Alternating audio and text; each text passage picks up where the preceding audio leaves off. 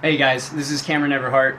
I just finished a GoRuck Tough about a week ago, and I'm going to do an AAR for you, after action review. I like that the GoRuck does that after every event. Me in the military, in the Army, we also did that, so it's pretty familiar. I'm going to go over what I liked about this pack, my loadout that I used for the GoRuck. I used an Army issued assault pack, so a lot of you are probably very familiar with this if you're in the military.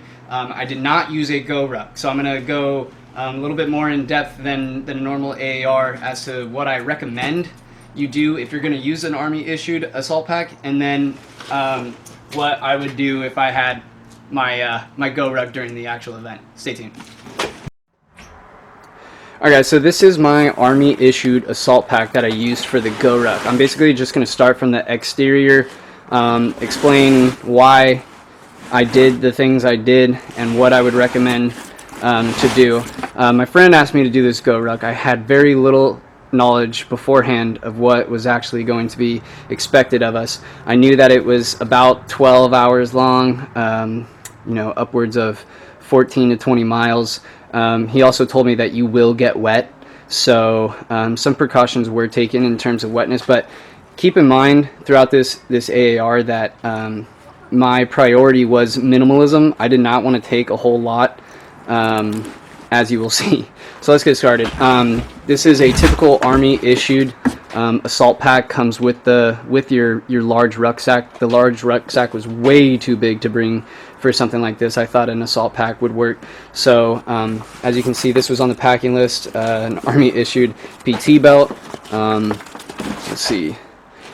He also said that you need a carabiner, which I think was on the packing list as well. So I got one of my I just bought a little cheap little carabiner, put it on the outside here. He said that a lot of times you'll be asked to carry it by hands. I'm holding the camera, so I can't do it with two hands, but he said you'll be carrying it from the side. So I had one there and one here, so I could carry it or hold it above my head. The PT belt I had underneath these little straps here, so, and that was never an issue. It never got lollygagged or displaced throughout the entire competition.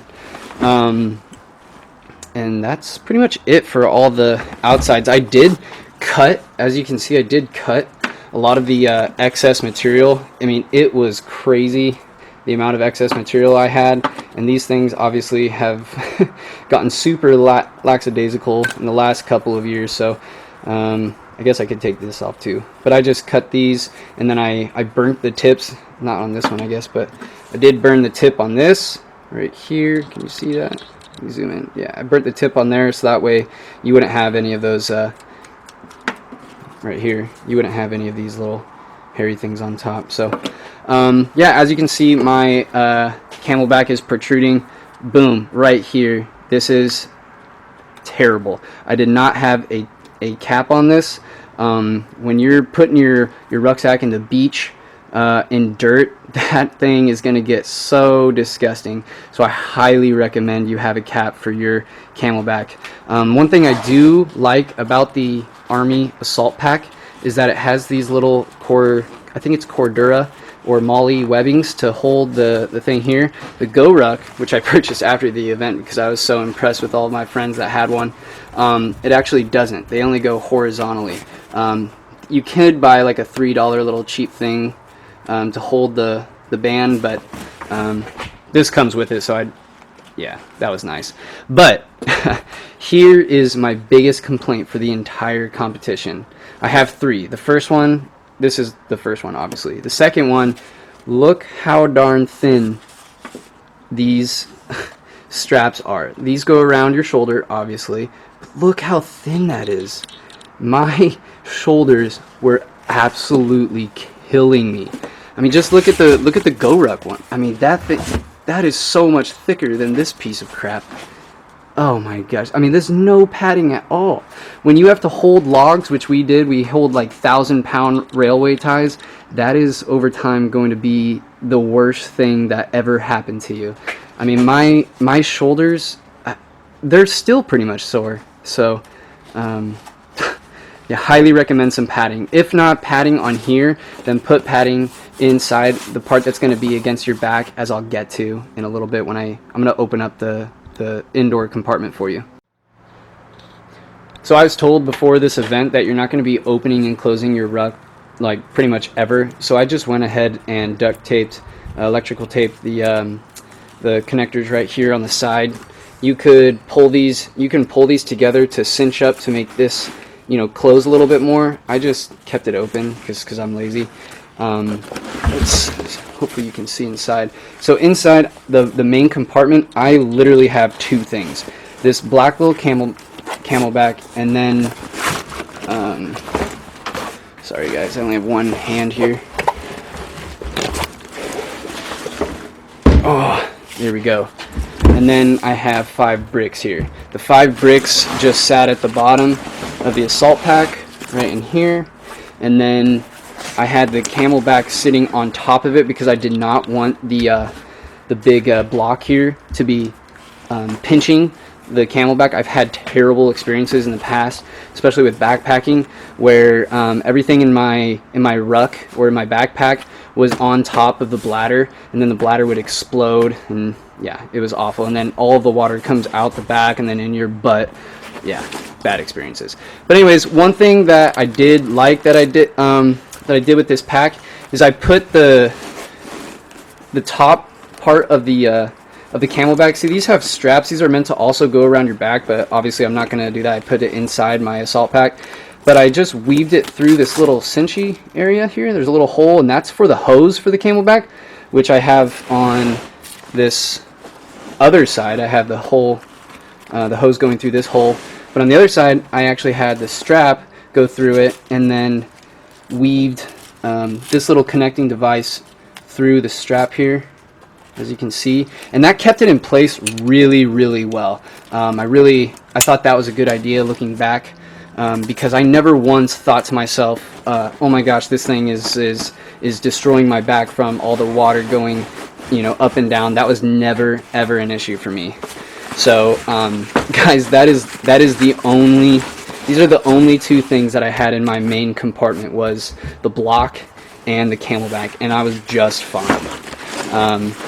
But being that those 2 were the only things inside the main compartment, I will tell you my third, what would I do better for the AAR, and that would be to not have the block right up against my back. I mean, if you can imagine the block inside the main compartment, I mean, this was hitting my back like nobody's business, right around this area, you know, and this jagged. I should have wrapped this in bubble tape, I would think, like mail, you know, wrapped it around, so that way at least my back was covered from these jagged edges. I mean, this thing hit my lower back like nobody's business, especially when you have to put the ruck on top of you. That was a big deal.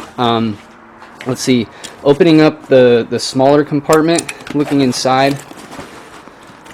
I have one hand here. Open this up. Gotta get my selfie stick back. I have gloves, 2 little gloves. These gloves were perfect, absolutely perfect. They're not that thick. They provide a little bit of warmth, but right here, this rubber material, that was perfect because we did have to put our hands on wood. Highly recommend these. These ones are Columbia, I believe. I don't know what kind, but I highly recommend the rubber on the bottom. Don't have just this furry material, because if you're dealing with wood, you're going to get all of those chips in there. Highly recommend rubber.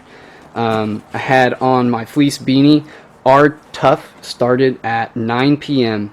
and I will tell you that you will be sweating at certain parts, but then there are parts where you won't be moving as frequently, and that sweat, when it's cold outside and that wind starts to pick up, you're going to be cold. So that's when I would put on my gloves and my beanie, which I kept right here in the front. So if I need anything, I just open that up and pull these out for really quickly.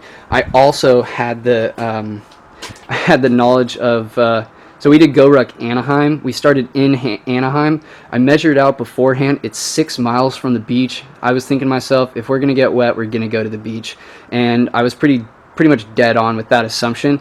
So I didn't put these in any waterproof casing because I knew that we weren't going to immediately be submerged. So a lot of you guys don't have that luxury of knowing where the water is going to be, especially like in the Midwest where there's water everywhere. You don't know if that's going to be the first thing that you do. For me, I pretty much could guarantee that it was going to be one of the last things, and it was. We ended up on a pier. So going more in depth, in here I had money. I had a 10. They said to use 20s or have $20. I had a 10 and 2 5s. I thought that was a good idea because a lot of the stuff you don't need like a 24. And if someone says like, hey, you got 3 minutes to go in and get like a snack from the gas station, which he did, you know, they don't need to give you change. You just throw in like a 5 and say, hey, could I have this? And then just give them the change. And then I have my ID underneath there. I also had 3 batteries, extra batteries for my headlamp, and I never had to use them, but I put them in this Ziploc. The Ziploc did just fine for me. I know a lot of guys have this, that GoRuck recommends, the super awesome waterproof little 4-liter bag for their stuff. My Ziploc did perfect. I didn't need anything more. I've seen a lot of videos where people did a loadout and a lot of their waterproof stuff did not work out. Mine did, so I can't really say that you need more than that personally. And I had all of this stuff, guys, right in my front, so for easy access. That was right there, and then I closed it. I did have 4 honey stinger gels. I didn't bring any more food, and this isn't really like a would you do that. If I did it again, I would bring extra food, but I don't think it's necessary. At least with our GoRuck, I don't know a lot about the GoRuck events, but I will say that ours, we did go to a gas station. He gave us a time limit. He said, use the bathroom, get some food if you have 3 minutes. So we ran in, got the food, and then came back out. So I got just beef jerky, but I was fine, guys. I was fine. It's 12 hours. You can do 12 hours with 4 little honey stinger things and beef jerky. I recommend not using the assault pack, guys. Highly recommend getting this GoRuck. The GoRuck GR1 is awesome. Look how much padding you have. Everything's just set up so perfectly.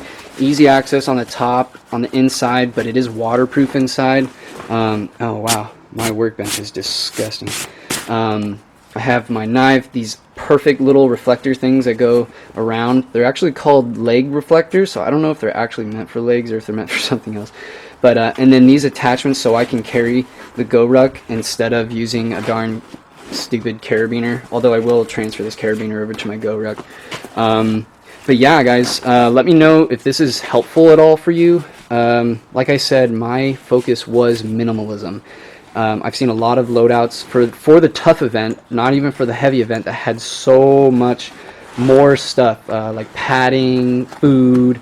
I didn't need that, guys. And I don't think you do either. I think you'll be able to make it. Again, 94% completion rate. They want you to pass. You will be able to pass, especially with a good team. Luckily, we had a good bunch of girls and guys. So, yeah. So let me know what you guys think, if this was helpful at all. Yeah, I'll see you guys later.